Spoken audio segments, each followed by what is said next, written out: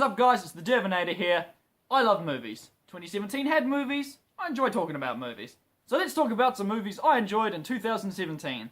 Wow, what an intro. Now notice how I use the word favourite in the title instead of best. Well, that's because this video contains the dreaded opinions word, and quite frankly, I know there's some utter garbage on this list. One film in particular, but hey, I enjoyed it, and this is my list, so there. One important thing to notice is I was incredibly financially challenged this year, so I couldn't afford to go to the cinema very often, so what movies I did see, I only saw once, which means this entire list is based on thoughts and feelings for a movie that I saw only once, which makes it entirely non-definitive and almost pointless. But anyway, let's get stuck into it with number 10. Number 10, Open Water 3 Cage Dive.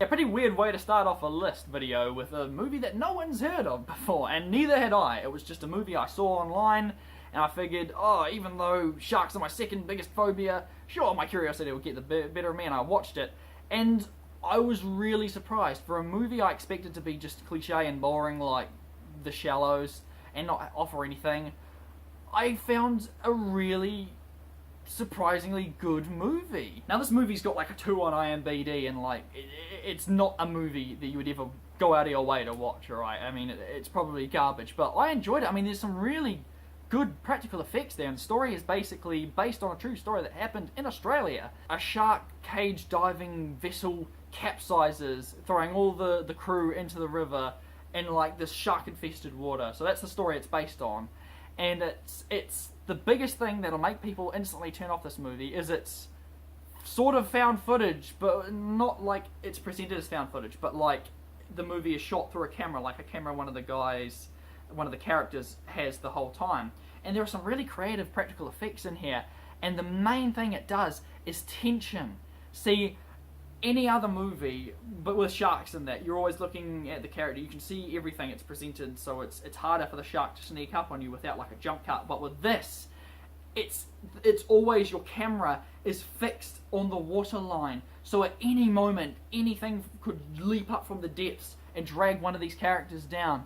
And as the numbers grow smaller and smaller, they have different things happen, like, not set pieces, but things will happen in the movie, like they see something that might be able to help them, but then they can't, and then there's a shark, and then there isn't, and it's really good at building tension. It builds and builds and builds, and my heart was thumping in my chest, and I'm thinking to myself, this is a movie that like nobody knows, nobody likes, and here I am sitting on the couch like, oh gosh, a shark could come at any moment.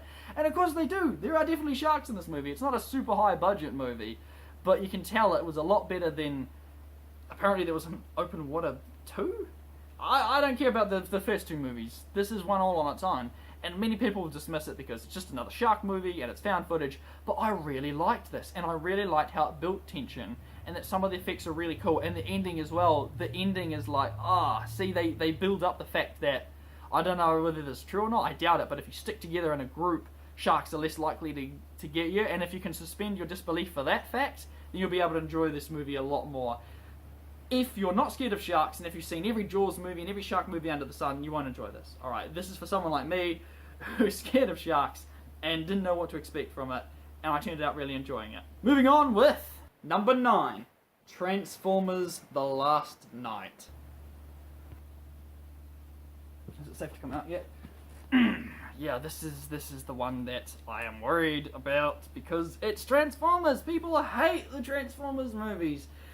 I mean, Transformers 2 made so many of the great YouTube reviewers that I enjoy, like Jeremy Jahns and the Nostalgia Critic. They started from Transformers 2 and stuff like that. I was too young to notice how bad the second movie was. I enjoyed the first one. The second one I'm apathetic towards. The third one, secretly one of my guilty pleasure movies. I love Transformers 3. Transformers 4 ruined cinema for me.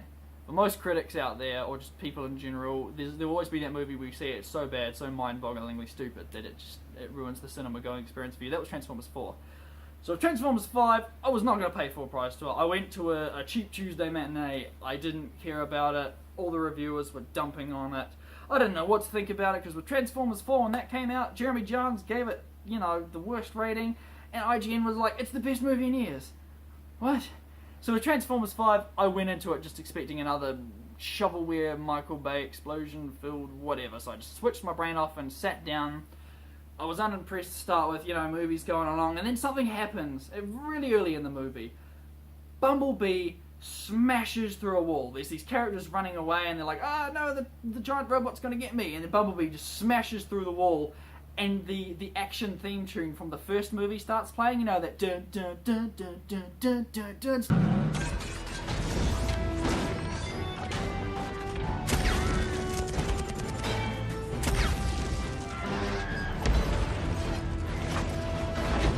Builds up, Bumblebee's flipping around doing all these epic moves, and I found myself with a big smile on my face, and it was nostalgic. I was feeling nostalgic for the original Transformers movie and Transformers 5. If you hate Transformers, hey, I'm not gonna judge, they're not great movies, but this one here, it put a smile on my face. And then Captain Lennox from the first 3 movies shows up, not Tyrese.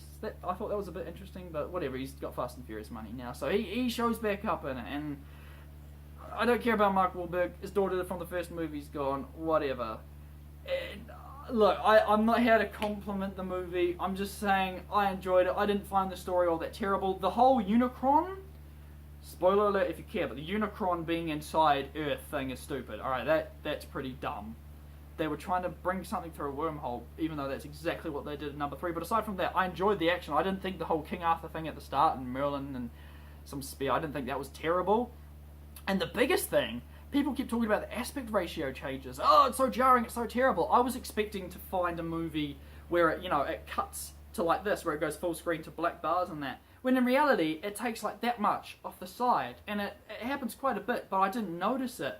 And yet people are hating on it. Yet there's a movie that's getting nominated for Oscars that does have that thing where it like cuts to a smaller screen. Yeah, I'll get onto that in a separate list. Anyway, I'm not here to review Transformers 5, I'm just saying, I didn't hate the story, I didn't hate the action, I didn't hate the acting. There were a couple of really dumb scenes that, yeah, were bad. And the movie's probably a bad movie, but I enjoyed it. And I've spent way too long talking about this movie, so let's jump on with number 8. I'm going to skim through these next couple pretty quickly because I didn't see that many movies this year, and some of them were just good, alright? They were just good. They were good enough to make my top 10 list.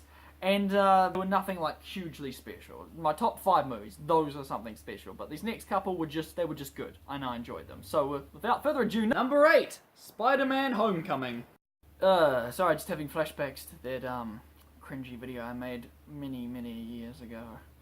Yeah, SpiderMan Homecoming. Yeah, it's a perfectly good Spider-Man movie. Tom Holland is a pretty good Spider-Man. I will always prefer the Sam Raimi Spider-Man trilogy, but I don't hate the Amazing Spider-Man, so for me this is just like, hey, cool, get Spider-Man in the MCU, yeah, next should be X-Men and Fantastic Four. Whatever, I didn't think it was like the greatest thing ever. I don't think it's the best Spider-Man movie. Like my partner, she doesn't give a crap about Spider-Man, and I don't blame her. People love Spider-Man, but I'm just kind of like, yeah, I like Spider-Man. I like the Marvel movies now. It was a good movie, good action, good story, good relationship between Tony Stark and Peter Parker and that couple of pointless characters or whatever, but I will admit, there's a small, harmless little plot twist that happens in the movie regarding Michael Keaton's character. And I've had Walking Dead spoiled for me, I've had Game of Thrones spoiled for me, I've had The Force Awakens spoiled for me, I've had Last Jedi spoiled for me. I had so many plot twists and just things like that spoiled for me. So it was really nice to watch this movie and have something presented that's like, oh, it's a twist, and not have it spoiled for me. My friend who I saw the movie with already knew, so it wasn't like a woo moment for him, but it was just nice to be able to experience a plot twist without having it spoiled for you in advance. So that's definitely a thumbs up in my book. But yeah, Spider-Man Homecoming, perfectly adequate Spider-Man movie, really enjoyable. If you like the Marvel movies, go see it. If you like Spider-Man movies, go see it. If you don't like either, don't go see it. Moving on. Number 7. Pirates of the Caribbean, Dead Men Tell No Tales. Yes, the Pirates of the Caribbean franchise is one where many people hate the sequels. They just say they're trash. I love 2 and 3. Yeah, I'm gonna make a list one day about sequels people hate that I love, but I think 2 and 3 are great. Number 4 I enjoyed as well. Like, it's weird that half the cast is gone, and they still made a movie anyway, and it's kind of separate to everything else, but this kind of brings it back in, especially with the awesome post-credit scene. I won't talk about it too much, because it's more Johnny Depp-isms and shenanigans with, what's his name, Jack Sparrow and stuff like that. I'm really confused how, when I originally looked up on IMDb a year and a half ago, they had 4 pirates returning as well. They had the 2 comedic ones from Barbossa's original crew, and then they had the 2 that were the redcoats but then became pirates at the end of number 3. They had all 4 of them returning, as well as a lot of like the guy with no tongue and the short one and Gibbs and that. And then when the movie comes out, of those 7 pirates, one of them's back. All a donkey tongue. So one of the 7 pirates that were supposed to come back, that had been cast in IMBD, were back. But that's just a minor detail. But it does go to show that this series is losing its luster, but I enjoyed it. It's more pirate swashbuckling action. It's a lot of fun. Pop it on Blu-ray, give it a watch. Yeah, I don't see this franchise, doing well in the future, even though they always said they were going to make 7 movies. I don't see people rushing out to the cinema to see this, but I certainly will, because I enjoy them. I like the characters, and I really like... the ending's really touching. It's, for someone who enjoys the other Pirates of the Caribbean movies, it's a really nice, not send-off, but a nice way to, can't spoil it for you, but it's just cool. It's nice if you care about characters from previous movies. And the end credit scene's yes! They're not just leaving dangled threads that don't mean anything in previous movies. They are actually trying to build something with it. Not a cinematic universe, but just, a series of films that will relate to each other somehow. One thing I will say, I was a bit annoyed at the fact that they MacGuffined this movie. Like, they introduced the trident of Poseidon or something, and then destroyed it in the same movie. That was a bit annoying, and there's a character death that's just dumb. And I don't know why they killed them off, but... needless to say, I enjoyed this movie. Let's move on to the most divisive movie of the year. Number 6, Star Wars: The Last Jedi. What, did you think it was going to be Mother? No! Star Wars! Yeah, I didn't enjoy The Force Awakens when I saw it for the first time. One day I may talk about that, but it is not this day. The Last Jedi. Yeah, it's Star Wars, so I'm looking forward to it, even if it's new Disney and stuff like that. I've made my peace with The Force Awakens, so I've accepted these new characters. I was looking forward to this. Look, it's Star Wars, you can't talk about it without going on for ages, so I'll just say that when I walked out of the cinema, I said, I really enjoyed that. I don't get why so many people are divisive about it. The Casino Planet was dumb, alright? I said that to my parents and my partner when we walked out. I said, yeah, that casino part was dumb. And they were like, yeah, this is a bit silly. But when my dad starts talking about how he doesn't enjoy Star Wars, then that's when you know something's wrong. I thoroughly enjoyed this movie. I liked some of its concepts. I liked its new direction. I don't care about these 2 big things with Snoke and Rey's parents. I don't care. I never theorized about that from Force Awakens, which is the big thing everyone's talking about. Oh, it just throws all that potential out the window. I didn't care about it to start with. I don't care what J.J. Abrams does with the 4th movie. I will take what's given to me because we have to. It's Disney-owned Star Wars now. So I didn't hate the movie. I did think the whole Leia floating through space thing was a bit dumb.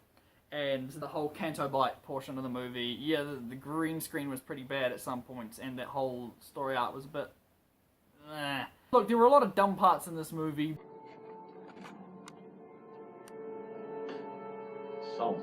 But I really enjoyed it, though. It didn't hurt me to watch it like certain other Star Wars movies have, so I'll just leave it at that. One day, I might make a video on it. I know I won't, but just in case I do, I can expand upon it further.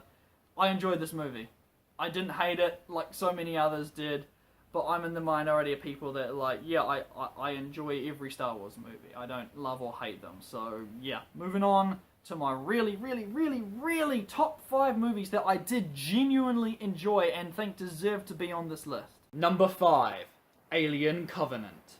That's right, number 5 on my list, and number 1 in terms of dumbest Blu-ray Steelbook. I like the Steelbook Blu-rays because they're a good chance for creativity, to create something special for people that invest in a Steelbook. And what do? They do an ugly little necromorph creature. Whatever, that's just the Steelbook case. The movie itself, Prometheus, to me, I saw what it was trying to be. I knew too much about the behind the scenes of that movie to enjoy it for what it was, but it was a perfectly serviceable horror sci-fi movie. It would have been better if they had gone full on connecting it to Alien or just completely distancing it, but whatever. Alien Covenant works as a great sequel to that, as well as a prequel to Alien. I haven't seen it in a while, but it was the first movie out of all these that I actually bought on Blu-ray. I really enjoyed this movie. I got it for my birthday. I didn't watch it again though, but I really like it. I love the aliens, I love the tension, it's not super duper scary, obviously. None of the Alien movies really are, unless you're like a little kid or something. but I really like the ideas explored, like the whole David versus Walter. I was designed to be more attentive and efficient than every previous model. I superseded them in every way, but you are not allowed to create even a simple June. Damn frustrating, I'd say. I really love the acting and the characters. I do think it's a bit weird that they left out these two crucial, well, partially crucial scenes relegated to YouTube videos that Blade Runner did as well. But whatever, just watch them first, then go watch the movie. I don't want to talk about this one for ages because it's another one that was a bit divisive online. But I loved seeing this. It had really good effects and really good action, and again, you might call it cliche or just repeating the same story beats, but I found that it did enough new. And I mean, sure, it's silly. Every one of these new Alien movies, people are like, "Oh, why are these rocket scientists making silly choices?" And like, they're people, they're humans, they're reacting how you would react if you saw something burst out of a human, some alien creature burst out of someone. It's gross. Calm down, sweetheart. Tell me what's happening. Tell me to calm down. You didn't just see what I saw. I don't know what the couldn't go over my head. Whatever, if you didn't enjoy it, sure, okay, fine. But I really enjoyed this movie. I really liked this one. It's probably my second favourite. The original Alien slipped down over the years. It's still definitely my top 3. Aliens will always be my favourite. But Alien Covenant, easy second. I mean, it's not hard when your competition is Alien 3 and Aliens Resurrection. And let's just move on before I have flashbacks to this terrible movies. Number 4, the Lego Batman movie. Yes, the Lego movie is a movie everybody praises and says it was snubbed at the Oscars, and I'm like, yeah, it's pretty good. Really good themes, really enjoyable to watch, like the sort of almost stop motion aspect of it, and it pays homage to like Lego videos on YouTube and stuff like that. But it wouldn't be like my top greatest movies of all time. Although I do enjoy it, I see why people love it, and I love it too. It's a really good movie, but I don't know, there was just something missing. I didn't feel as connected to it as I did this movie, because I think Double Toasted put it best. First half, nothing but jokes. Second half, nothing but in the feels. But the jokes are hilarious. This movie is so funny. For anyone who knows anything about Batman or has been exposed to Batman before, you got riffs on some dumb stuff in the DC universe and things, or like previous stuff Batman's done. It's really funny. The cast is great. There's a song by Patrick Stump for Fall Out Boy, which I didn't realise when I watched it, but of course that makes things better, because Fall Out Boy, I love Fall Out Boy, in case you couldn't tell, me wearing a Fall Out Boy shirt in half my videos. But Who has the coolest gadget? Who has the tricked out ride? Who does the sickest backflips?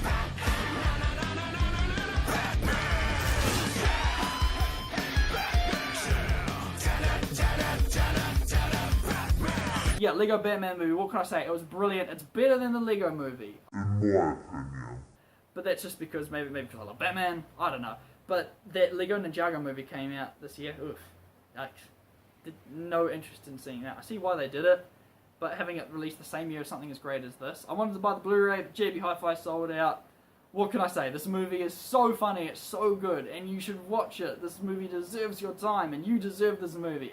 It's good for a laugh, it's good to make you feel. It's not as much feeling and emotion as Lego movie. I think they tried too hard with that. That's maybe why I didn't enjoy that as much. But yeah, I thoroughly enjoyed this. And if JB Hi-Fi gets the Steelbook back in stock, I'm going to buy it immediately. Number 3 has to go to Wonder Woman. You want to know how good Wonder Woman is? I own the Steelbook Blu-ray, but I don't have it. Why? Because my mum stole it. She's borrowing it, she wants to see it again. Now, it's easy to say that this movie is really good because it finally represents like a strong female superhero sort of thing. And it's something that I didn't quite understand just how much the female demographic would appreciate seeing themselves represented so strongly on the big screen before. It's just something that I didn't think of until my partner was telling me just how much it meant to her to see something like Wonder Woman. And my mum who doesn't talk about this sort of stuff, who isn't like big on movies, doesn't seem to bring up the whole, you know, male to female on the big screen stuff like that. She really enjoyed this movie. She wanted to go out and see it. She loved seeing it. And just seeing how it affected my mum, seeing how happy she was to see Wonder Woman on the big screen after such terrible flops like Elektra and Catwoman with Halle Berry. Why? So it's easy to give it credit for that.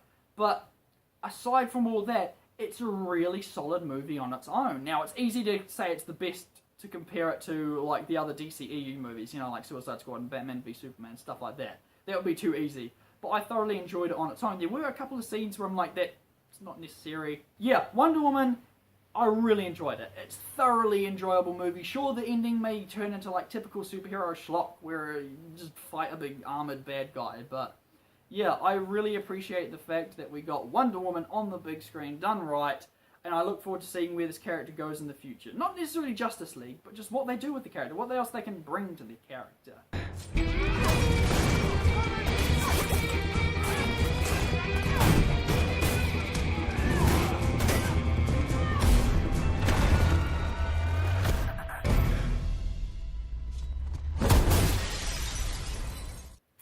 Alright, now getting into my top 2 movies. These are so close to each other and so close to my heart that it was really hard for me to determine which one was going to be on top.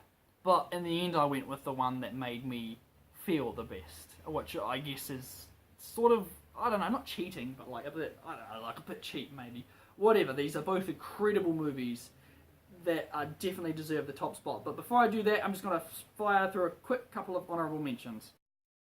Killing Gunther. It's a movie starring Arnold Schwarzenegger, so immediately people are going to disregard it. But I found it really funny. And it's a movie that's, you know, it's not incredibly intellectually, you know, stimulating or anything, but it's not like a cliche action movie sort of thing. He doesn't show up till halfway through, so if you're in it for Arnold, then you're going to be disappointed. But like, I see this as a movie where people who think themselves snobs will be like, oh, that movie, oh, I'm above this movie. No, it's just a good bit of fun.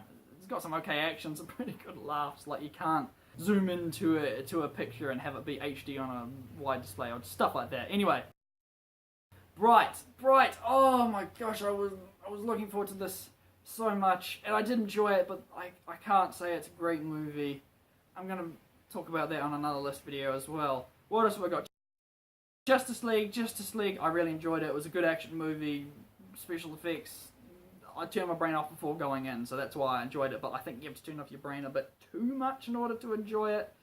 But hey, it's not Batman v Superman, and it's no MCU movie. It's not fair to compare those two, but you can't not compare two movies about superheroes coming together and clashing with a bad guy and stuff. But, and my final honourable mention goes to a good movie with some okay moments executed poorly. I'll talk about that in another video as well. But now getting on to my top 2 movies. Number 2, Trainspotting 2. I don't want to come across as a pretentious movie snob or anything like that, but Trainspotting really is one of the greats. It's up there with one of the greatest movies, not just for social commentary and stuff like that, but just for acting and Ewan McGregor and just everything about that movie is great. But I didn't see that until I think the last 2 or so years. And it's one of those movies where it like grows on you over time from when you first see it. But Trainspotting 2, it's a sequel to a movie that is like really amazing. I mean, how often does this work out? I mean, this, to put it simply, is one of the best sequels out there. It sets out to tell a story of what these characters are up to 20 or so, I think it's 20 years later. And that's exactly what it does. No fluff, no nothing like that. There are a couple of scenes that you might be like, oh, what the heck, like the scene in the bar where all they're all singing, but I found that funny. And the kind of pointless cameo from the woman from the first movie, or she was a girl in the first movie and now she's in this one, it felt like they kind of just threw her in there. I haven't obviously read the book it was based on, but this movie, the acting is perfect. The soundtrack and the visuals, I would have loved a bit more of what they showed in the trailer, where Spud falls off the chair and it shows him falling down off a building only to have Renton catch him. I found that was incredible. But the soundtrack, Wolf Alice's Silk, I mean, that's what got me onto Wolf Alice. That song is amazing. This movie, how it expands on aspects from the original, it very much is a character movie, no flashy special effects in that. I mean, obviously there are those trippy bits. And Renton's monologue, I mean, obviously I will say this because it's more relevant to today's times, but I found his Choose Life monologue that much more deeply impactful in today's times than this movie than the first one. But then again, the first one, it's from a different time. I mean, sure, it may have only been 1 or 2 decades ago, but it was still relevant to then. This one here is relevant so much now. The whole Choose Life, put stuff on Twitter, hope someone notices, something like that. I found that really good. This movie was going to be my favourite of the year, but there's just one movie that I just love just that tiny bit more. But definitely go out and see Trainspotting 2. If you're a lover of movies, it may not be one for the casual film audience, but if you've seen the original and you appreciate the original, this one is a heck of a sequel. It's just so good. It's not a bad sequel. There's so many terrible sequels in this world. Trainspotting 2 is brilliant. I want to buy it, but it's never on sale. Please, someone put Trainspotting 2 Blu-ray at a decent price. Please. This movie is brilliant. I'm just saying that over and over again because it's so powerful and it's a grand movie. In fact, I think I've accidentally overhyped this movie. Okay, it's not the best movie of all time. Okay, don't go into it thinking that, but it's so nice to see a movie with a 2 after it. Trainspotting 2, and have it actually be good and not like a lackluster sequel. It's brilliant. Go watch it. Choose life.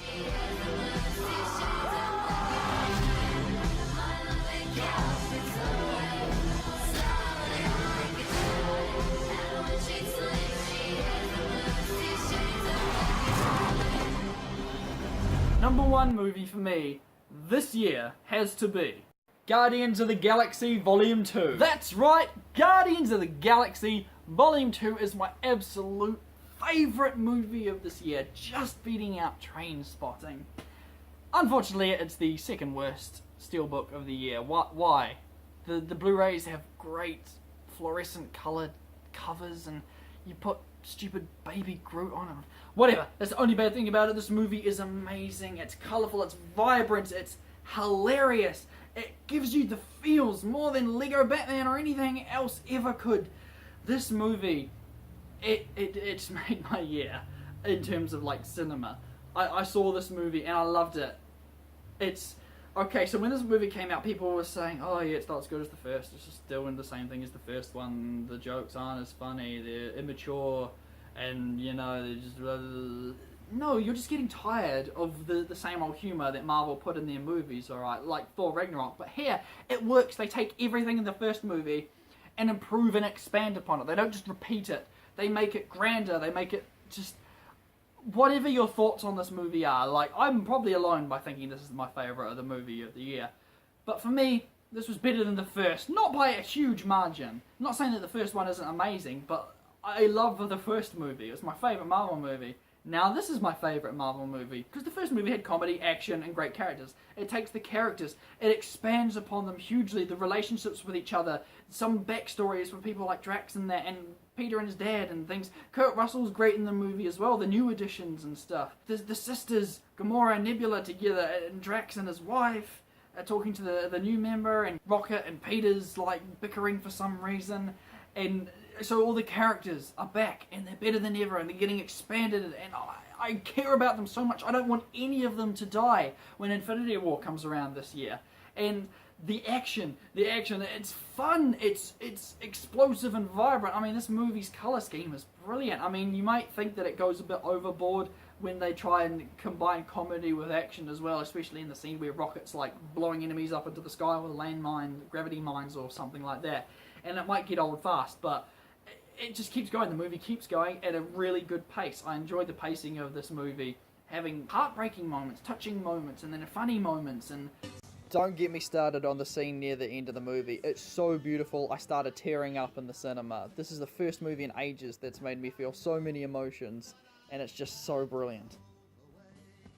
I need to be focused because I need to explain just how much I love this movie. So the action's credible, and the comedy, I found the comedy worked really well here. The only joke I can remember not working is Groot not understanding what a headpiece was, and he kept bringing back like an arm or a chair and a finger or something. I don't know, that scene was weird, but the rest of it, it's amazing. It has the funniest joke of the year. What? You look like Mary Poppins. Is he cool? I'm Mary Poppins, y'all. That made me crack up in the theatre. The whole theatre was in hysterics when that part came on. This movie is brilliant. I can't believe people don't think this is as good as the first, or saying it's lackluster compared to the first. I love it so much. It's brilliant. I wanted to buy it as soon as it came out, and this is the only movie of the year that I have seen twice. Every other movie I'd like to see more than once, but either I just don't have the time, I don't have the money to buy the Blu-rays or to see it again in theatres. This movie I did. I bought it on Blu-ray, watched it straight away with the family and my partner again. We all sat around the TV watching it again and we loved it. I mean, nothing changed from the first time we watched it. It's brilliant. It's definitely my favourite MCEU movies. Up there with the first Guardians of the Galaxy and Civil War and that. Like, this movie, I love it. I really do. It's definitely my favourite.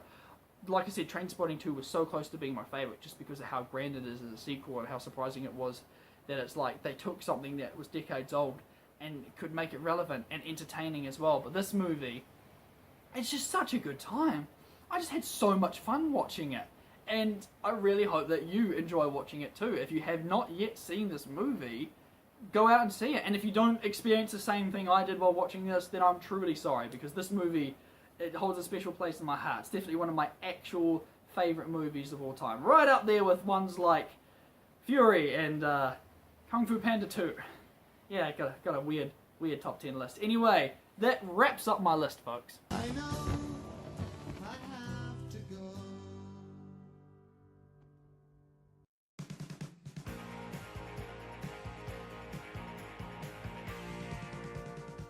So there you have it, the movies I personally enjoyed the most in 2017, and by far nowhere near the greatest movies of the year. It would have been way too easy to say, yeah, Logan's the greatest movie of the year, or, yes, Blade Runner 2049 is a complex study in the longest camera shots focusing on nothing. But no, that wouldn't be true to myself. One day I might actually do a retrospective best-of list once I've seen more movies this year and seen the ones on this list more than once. And one day I just know I'm going to look back and cringe at the fact that I put Transformers 5 on this list. Now, to be fair, last night I watched The Disaster Artist, and I could have probably knocked Transformers off the list and put that there, but much like the movie it's based on, The Room, you enjoy watching it for different reasons, but I can never see myself watching it again. It's a very good movie, The Disaster Artist, but I mean, I'm not going to buy it on Blu-ray, and I'm probably never going to watch it again, but I do recommend giving it a watch, so I'll consider that one an honourable mention as well. Anyway, I won't dare ask you what you thought of my list, so instead I'll say, what are some of your favourite movies of the year, or give some of your thoughts of some movies that came out last year. Leave them down in the comments below, let's get some conversations going. I love audience interaction. Sorry for the lighting and the audio on this video, guys. It started raining yesterday and it's been raining non-stop since, even though it's the middle of summer here, so you've got poor lighting and you probably hear the rain in the background of the video the whole time. But anyway, thank you guys very much for watching this video. Stay tuned for my top 10 disappointing movies of the year, and if you've got any recommendations on movies, games and albums, please leave them in the comments, message me on Facebook, Twitter, whatever you want to do, and I'll catch you guys next time.